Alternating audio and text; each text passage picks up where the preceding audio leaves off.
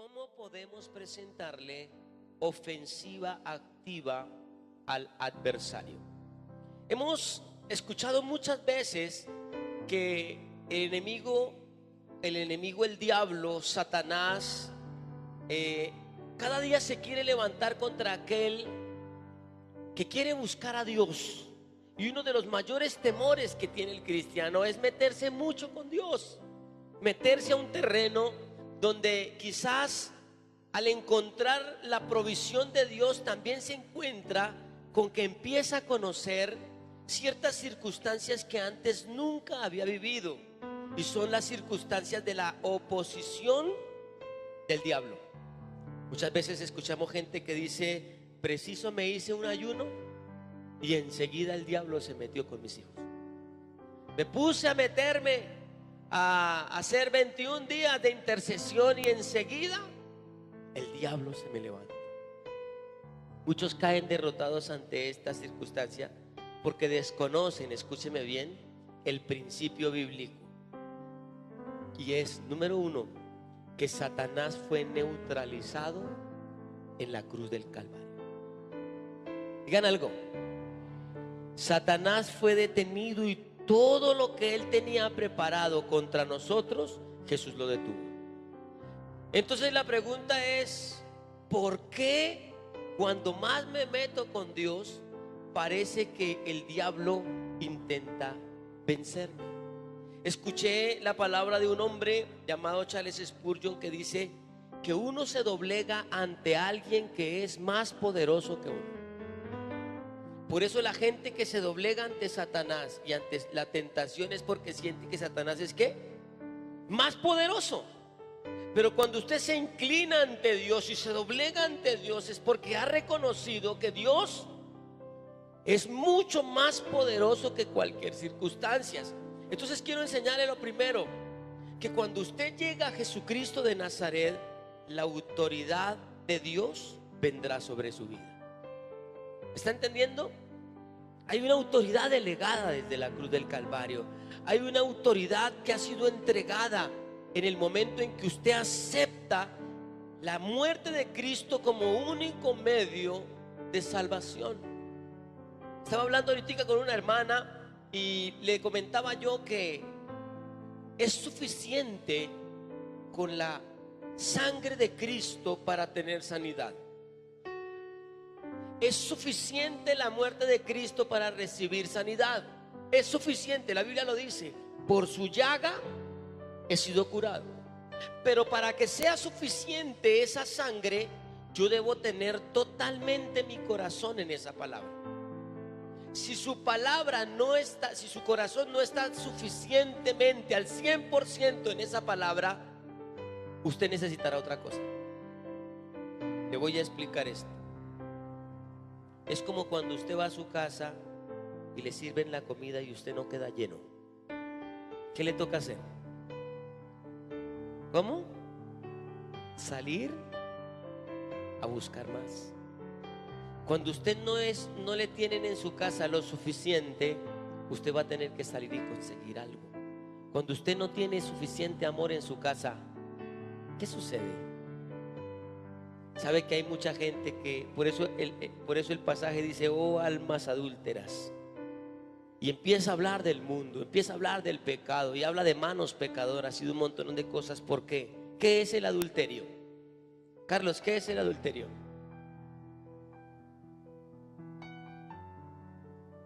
¿Vivir en unión libre con otra persona?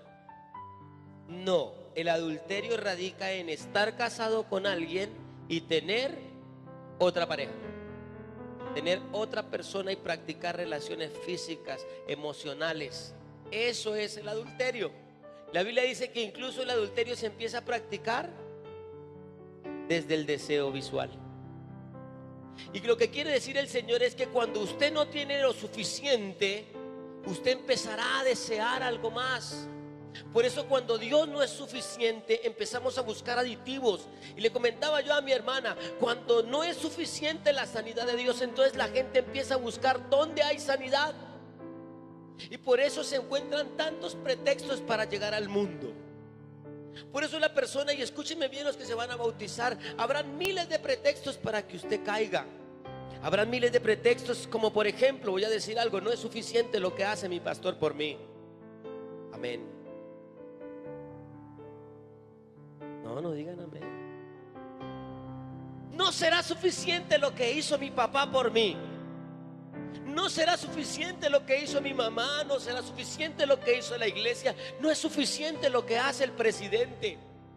Pero yo le digo algo: cuando usted llega a Cristo, usted llega a alguien que va a hacer lo suficiente para que usted salga adelante. Así que al llegar a Cristo, usted debe permitir que Él llene todas las circunstancias de su vida, todos los vacíos. Y si usted no deja llenar uno, siempre habrá algo que lo quiera llenar. Y lo más terrible, ¿sabe qué es? Que el mundo querrá llenarlo. No Satanás, porque Satanás no tiene nada. ¿De qué es dueño Satanás? Irra, ¿qué tiene Satanás de lo cual sea dueño? Nada, porque la Biblia dice que Dios lo despojó, le quitó y lo botó. ¿Qué tiene Satanás? Satanás tiene un destino. ¿Cuál es? El infierno. ¿Usted cree que Satanás gana almas? No. El propósito de Satanás es hacer que las almas se vayan al infierno para que estén con él. Pero él no es dueño de nada. No le pertenece el drogadicto, no le pertenece el borracho, no le pertenece la prostituta, porque todas esas personas, ¿a quién le pertenecen? A Dios. Por más duro que sea, hermano, un indigente le pertenece a Dios. Esa alma le pertenece a Dios. Pero por un momento de su vida él quiso llenar algo y se equivocó. Llenó su vacío con algo que no lo debía llenar y está enjaulado allí. Pero si en un momento de su vida él reconoce cómo hacer ofensa activa a ese adversario que se llama droga, alcohol, adulterio, fornicación o pecado, esa persona será libre, porque esa persona le pertenece a Dios, como usted y yo le pertenecemos al Señor. ¿Cuántos dicen amén? Dígale al que está a su lado: usted le pertenece a Dios. Le pregunto aquí: ¿alguien alguna vez ha estado apartado de Dios? ¿Sí? ¿Y cómo se siente eso? Gente dice: no, ahora sí voy a ser libre de tanta religiosidad, voy a ser libre de la iglesia, y voy a ser libre de Dios, y voy a ser libre, y voy a apartarme, y voy a hacer mi vida. Escuche bien: hay gente que se le olvida que eso no es libertad. ¿Cuántos dicen amén? Eso no es libertad. Eso se llama libertinaje. Y eso son dos palabras muy diferentes. La palabra libertad radica en que una persona a donde vaya es feliz. Lo que usted hace le lleva a la felicidad. ¿Le hace feliz cantar? ¿Kelly le hace feliz cantar? Extremadamente feliz, porque usted decidió cantarle a quién. Pero es que hay gente que canta. ¿Cómo? O sea que lo mismo que usted hace puede que a otras personas no le causen felicidad a Dios. Lo mismo que usted hace puede hacer una persona para producir tristeza, para producir pecado, para producir una cantidad de cosas. Pero usted está segura que lo que usted hace le causa felicidad y libertad. Voy a decirle esto: hay gente que viene a la iglesia porque le toca, porque lo trajeron. Ven, la primera vez que yo fui a la iglesia me llevaron. Más aburrido, terrible. Amén. No sé si alguien ha llegado aburrido a la iglesia, peleando con su pareja, peleando con sus hijos, y usted dice: ¿pero qué hago aquí? Entonces usted dice: no estoy libre, porque la libertad no radica en estar en una iglesia. La libertad no radica en tener una Biblia. La libertad radica en que yo sea feliz con lo que hago. Escúcheme bien lo que voy a decir: y el pecado no saldrá de su vida hasta que usted entienda que su pecado no le trae felicidad, sino que al final le traerá dolor y amargura. ¿Me está entendiendo? ¿Me está entendiendo? Por eso usted debe entender que el Señor le dio una autoridad a usted para ser feliz. Él le dio autoridad para detener al enemigo, para decirle al mundo: no más, me cansé, me hastié, no quiero seguir más allá afuera en ese sistema, en esa vitrina que me expone tantas cosas, pero que sé que a la final me harán tanto daño. Dice la Biblia que Adán vivía con el Señor todo el tiempo. ¿Cuántos dicen amén? Y dice la Biblia que tenía autoridad porque le dio autoridad sobre todo. ¿Cuántos dicen amén? ¿Sobre qué tenía autoridad Adán? ¿Qué es todo? Dice que incluso se le dio la autoridad de darle nombre a todo. A todo lo que tiene nombre hoy, Adán le dio nombre. Ayer miramos algo que dijo Charles Spurgeon. Dice que el Señor el día 6 descansa. Dice, terminó la obra el día 6. ¿Con qué terminó su obra? Con la creación del hombre. ¿Por qué el Señor dice que el Señor descansó? ¿Por qué? ¿Estaba cansado? ¿Por qué descansa? ¿Cómo? Porque el Señor tuvo una profunda satisfacción de que lo que había hecho era tan bueno que era deleitoso sentarse a observarlo. Eso es tener libertad, tener la alegría de sentarse a disfrutar lo que Dios nos dio. Digan amén. Pero estando él en descanso, le dice al hombre: de aquí en adelante vive en reposo. Reposa, no necesitas trabajar. ¿Cuántos hombres quisieran escuchar alguna vez esa voz? Que Dios le dijera: Israel, nunca más trabaje. ¿Qué haría usted? Amén. Cierto, ahí sí, ¿cierto? ¿Cuánto le gustaría que usted se levantara, hermano, y estuviera la plata del arriendo ahí en la mesa? Ay, sí, amén. Sí son tenaces en esta iglesia. Allá no son así, ¿sí o no? En la iglesia no. Así trabajan. La costa, ¿sí o no? Amén. No. Mire, cuando uno se acerca a Dios, Dios le da unas promesas, pero tiene que pagar un precio. ¿Por qué? Porque en ese reposo de autoridad que vivía Adán, él mismo lo quebró. Escuche bien lo que le voy a decir. El hombre quiebra esa autoridad. Entonces viene el enemigo, ¿y qué es lo primero que se lleva? La familia. Dice que Caín mata a Abel, se desordena. Yo le decía la semana pasada, ¿cuántas lágrimas se imagina que derramó Eva por Caín? Me imagino a Eva llorando a su hijo, cómo se fue para una ciudad, y dice que allí se fomentaron los hombres más rudos, pero también los hombres más rebeldes. Dice que uno de sus nietos hizo algo que dejó marcada la historia: una torre. ¿Cómo? La torre de Babel. Yo me imagino a esta mujer mirando a su hijo cómo se levanta contra Dios y dice: seremos más grandes que el hacedor. Se volvió a repetir la historia. Ahora, ¿qué le queda a Caín cuando Dios viene y le desbarata todo? Nada. Se acaba el mundo porque el hombre no tiene nada. Noé es restaurado, Noé es levantado, y de ahí para adelante son ciertas personas las que adquieren la autoridad. ¿Para qué? Para la unción, para unos momentos, pero solo es hasta la persona de Cristo que el hombre vuelve a tomar la autoridad sobre Satanás. Es solo hasta la persona de Cristo que el hombre vuelve a tomar la autoridad que tenía desde el jardín del Edén. Dígale al que está a tu lado: por eso yo no me iré para el infierno. Dígaselo. Digan amén. Porque en Cristo, hermano, en Cristo se recuperó eso que el diablo quiso tomar. El diablo dominó la tierra por muchos años, ¿sí recuerda, hermano? Y dice que en los días de Noé fueron tan terribles, pero que en los postreros días de esta tierra será como en esos días. ¿Sabe por qué? Porque el hombre, aunque tiene la autoridad y la puede tomar, le es más fuerte las cosas del mundo. Por eso empieza el pasaje diciendo: oh almas. O sea que hoy en día, quiero que presten atención, mírenme acá. Hoy en día hay una balanza y Dios dice: está toda la autoridad, toda, pero hay que pagar el precio. ¿Sabe cuál es el precio? La santidad.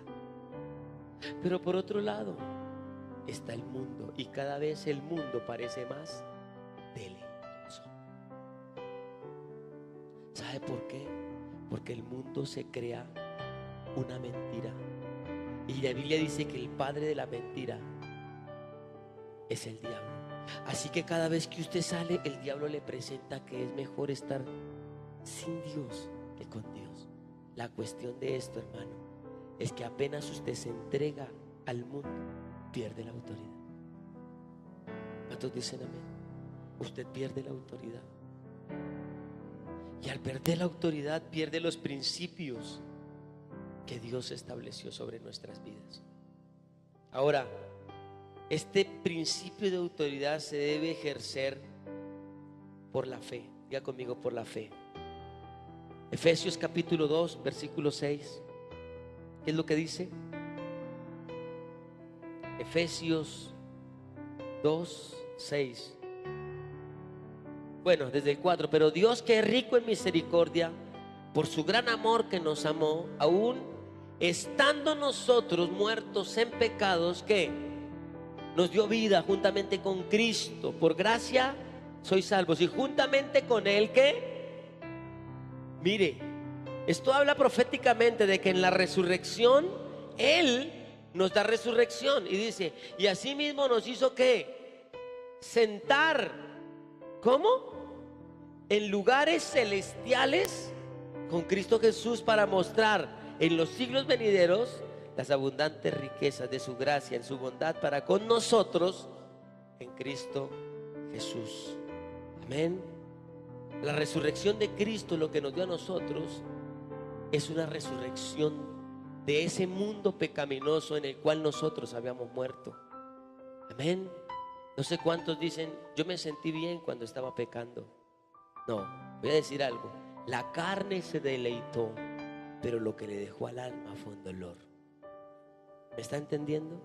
Por eso lo que resucita hoy en día tal vez no es su cuerpo, porque está vivo.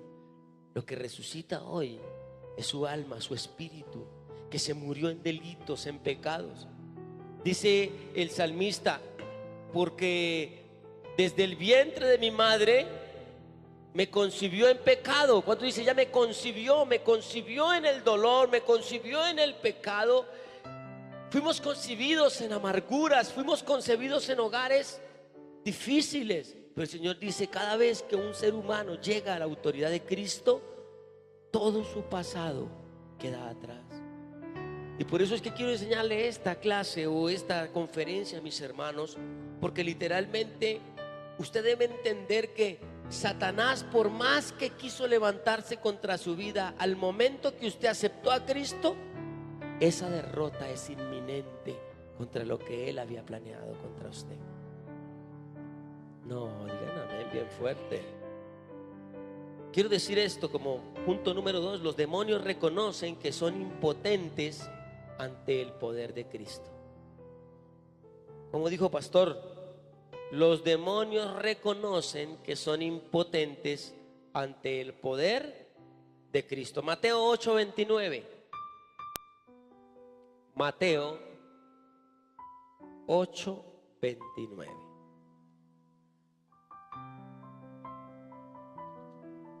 ¿Lo tiene? Mateo 8:29.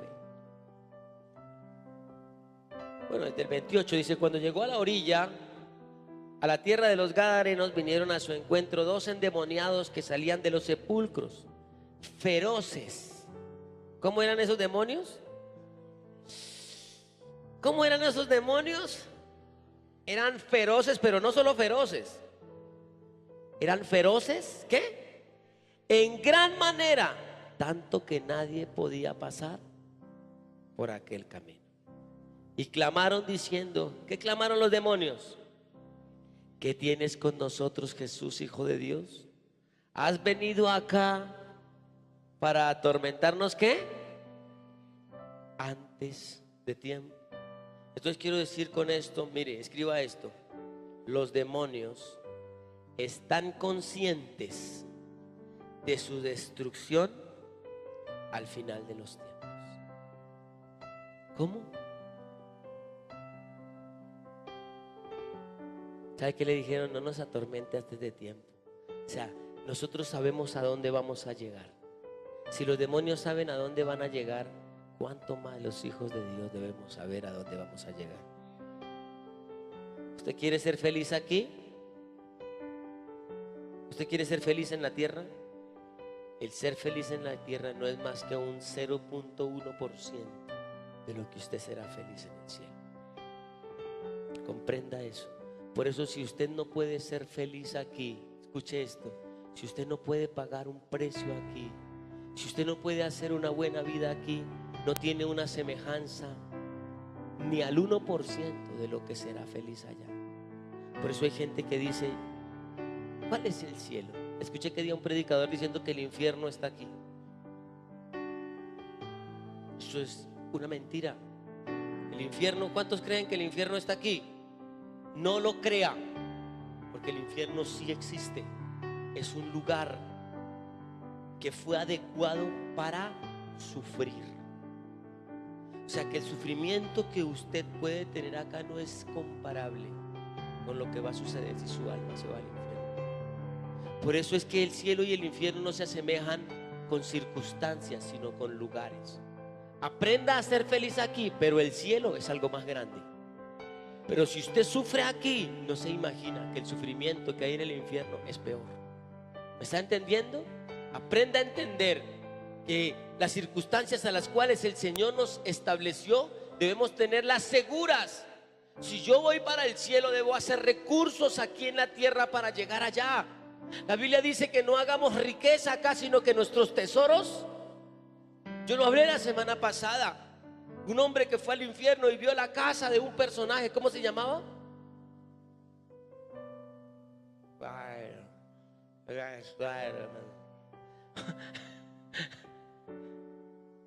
Carlos, ¿sí se acuerda? Wesley. Guay, ya iba llegando ya. Hermano, dice que vio la mansión de Wesley. Y dice que había otro allí al lado. ¿Cuál era? No, qué culto vinieron, hermano. ¿Ustedes se les olvida la palabra en 8 días? Del doctor Moody, uno de los grandes escritores. Y dice que vio las casas de ellos y al lado había un lote, ¿sí lo recuerda? Y él dijo: ¿y esa casa? Y esto hasta ahora lo están construyendo, ¿de quién es? Y el Señor dijo: es el tuyo. Dice: pero Señor, tengo una iglesia de 5,000 miembros. Tengo una mega iglesia, Señor. ¿Cómo así que he construido hasta acá? Y dijo: sí, porque te has encargado solo de tener gente, pero no de llevar algo para el rey. Dice que lloró. ¿Cuántas veces hemos tenido más para llevar para allá? Y no lo aceptamos porque nos hemos dejado gobernar muchas veces por esta clase de demonios. Yo sé que hay cosas fieras contra su vida, hermano, pero ¿sabe qué dice la Biblia? Que el Señor le habló con autoridad. Y eso es lo que quiero que entienda. Sobre usted reposa una autoridad. Sobre usted reposa una unción de autoridad para decir no a lo que hay que decir que no. ¿Y sabe qué hace el enemigo? Por más fiero que sea, tendrá que irse. ¿Cómo dijo? Por más fiero que sea, tiene que irse. Dice la Biblia que Jesús le habló a los demonios. Dice que los demonios le hablaron a Jesús. Oh, esto es tremendo. ¿Qué tienes con nosotros, Jesús? Todavía no ha venido nuestro tiempo. Los demonios rogaron diciendo: si nos echas fuera, permítenos ir allá a aquel hato de cerdos. Y él dijo: id. ¿Qué significa esto? Que la autoridad que reposa sobre nosotros es la autoridad no de ser buenos, no de ser mejores que otros, sino la autoridad de una palabra. ¿Me está entendiendo? Por eso yo le decía a estos muchachos: Dios les dio una palabra, ¿Dónde están? En la costa. ¿Dónde Dios los va a hacer grandes? No sé si allá, no sé si acá, no sé si en otro lugar, pero que la palabra se cumple. Esa es la autoridad de la palabra. Por eso cada vez que Dios le dé una palabra, háblela, háblela.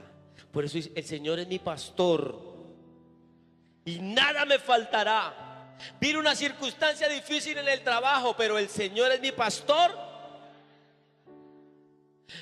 No está la plata completa para pagar la pensión de mi hijo, pero el Señor es mi pastor y nada me faltará. Y por más duro que esté lo que esté pasando, hay una palabra establecida. El diablo se va a querer levantar, pero la oposición es que usted reclame, establezca y diga la palabra cada día. ¿Cuántos dan gloria a Dios? ¿Cuántos dan gloria a Dios?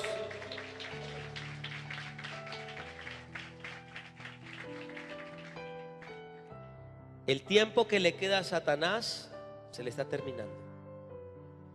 Apocalipsis 12.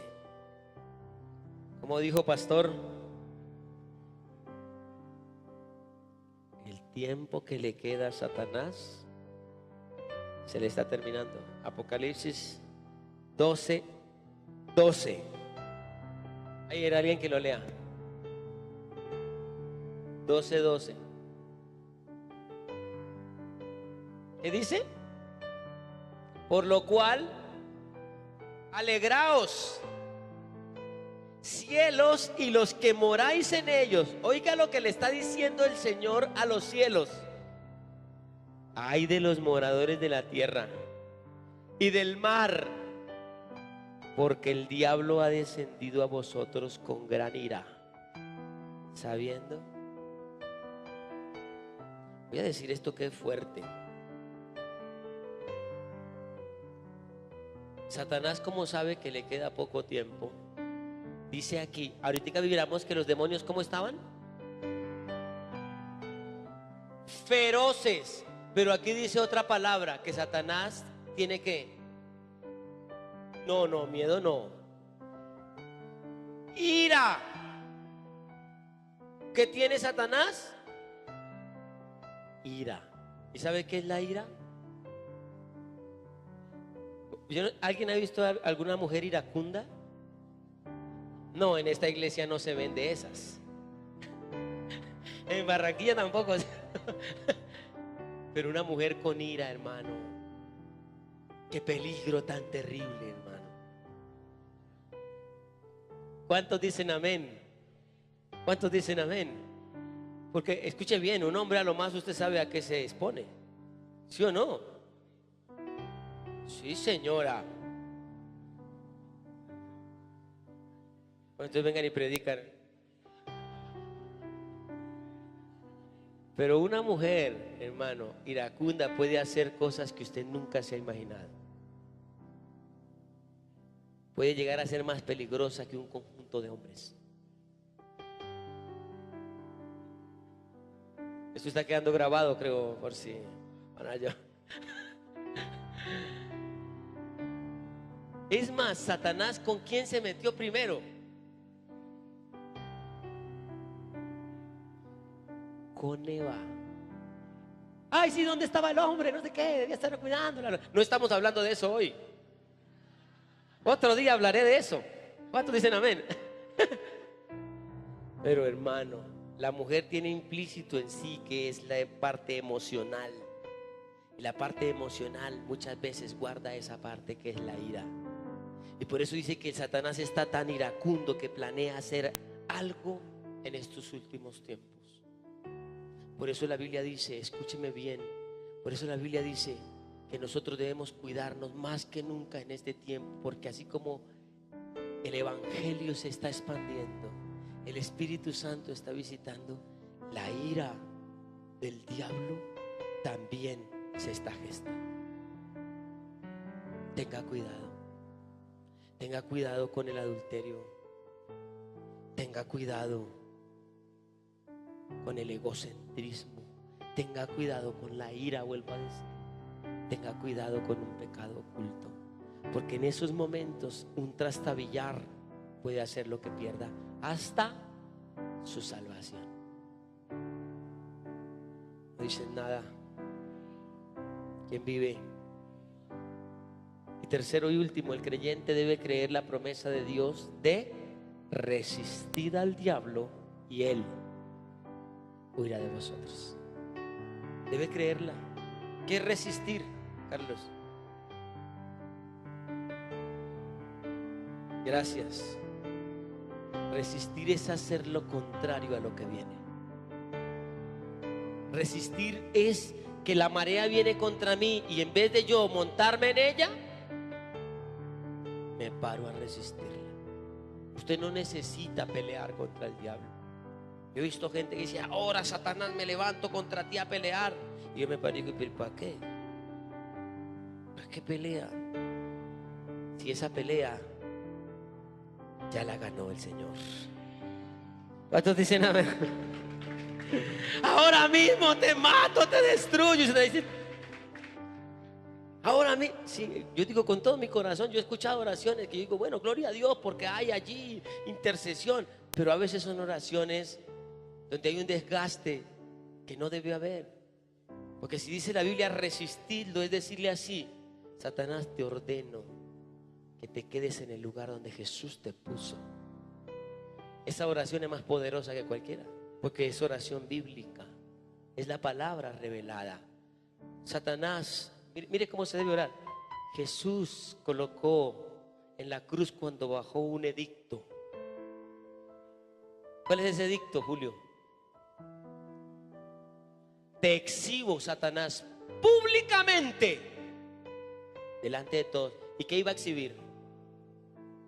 Dice que todos los demonios iban a quedar allí mirando hacia la cruz y se iban a dar cuenta que el Hijo de Dios no había muerto y que Él triunfaría sobre ellos en ese instante. Y dice que descendió. ¿A dónde? A las partes más bajas de la tierra, dice la Biblia. ¿Que cuáles son? El infierno. Y dice que allí derribó la muerte, porque cogió las llaves del infierno y de la muerte y volvió a subir. Por tanto, usted no le diga a un demonio que se vaya para el infierno, porque él ya tiene ese destino. Ahora mismo los echo al infierno. Aquí dicen los demonios: no me diga eso, me lo dijeron hace 2014 años. ¿Cuántos dicen amén? ¿Qué le quiero decir a los que se van a bautizar? Usted no tiene que andar peleando con los demonios. Simplemente guárdese. Resista la tentación. Resístala, porque de seguro él va a estar tocando. No quiere vivir lo que vivió antes. No quiere hacer lo que hacía antes. Es ahí donde usted tendrá que decir: no simplemente, escúcheme bien, no es coger y matar a los demonios. No, es decir, no te permito que entres. Por eso el Señor Jesucristo les dijo a los demonios empezaron a gritar: te conocemos y sabemos que vamos a sufrir, pero todavía déjanos otro tiempo. Ese tiempo es este, en el que los demonios van a intentar robar su alma, robar su vida, robarle su fe y robarle todo. Y es ahí donde los cristianos necesitamos levantarnos a hacer oposición. Dígale al que está a su lado: nosotros hemos sido libres de la muerte y hemos sido comprados con la sangre de Cristo. Amén y amén. Termino con esto. Es tan poderoso el simbolismo de Cristo en la cruz. Es tan poderoso que antes de venir Jesús hubo un simbolismo de sangre. ¿Alguien lo recuerda? En Egipto. Dice que el Señor le dijo, termino con esto, quiero que preste atención. Sale Moisés y le dice a aquel hombre: o los deja ir libres, o se le va a morir lo que usted más ama. Su primogénito, era el único hijo que tenía. Dijo: se le muere si usted no nos deja ir libres. Dijo: pues no. Dice la Biblia que ese día Dios le habló a Moisés y le dijo: hagan la Pascua. Hagan la Pascua. Pero la sangre del animal que antes era regada sobre un altar no la van a colocar en el altar. ¿Dónde la van a colocar? En los dinteles de su casa. No pregunte, simplemente dígales, porque va a pasar esta noche el ángel de la muerte. Pero ¿quién es el que tiene el dominio de la muerte? ¿Quién? En ese tiempo la revelación era que Dios tenía el dominio de la muerte. En este tiempo, ¿quién? Jesucristo. Escúcheme bien. Y dice la Biblia que cuando ellos colocaron allí sobre los dinteles la sangre, pasó el ángel, y el ángel literalmente hacía esto. Iba a entrar y no podía. ¿A qué viene la muerte? ¿A qué viene la muerte? A matar, a llevarse el alma. Pero aún la misma muerte pasando al lado de mi casa no podía, por causa de la sangre, decían aquellos judíos. ¿Y sabe qué significa eso, hermano? Que la sangre del Señor Jesucristo, que fue derramada por nosotros, y ese cartel que dejó Jesús allí, es lo que hoy a mí me hace determinar que yo no me muero antes de tiempo, que yo no me muero sin el propósito, y que el día que Dios quiera que yo muera, me voy a disfrutar de una mejor vida, para la gloria y para la honra.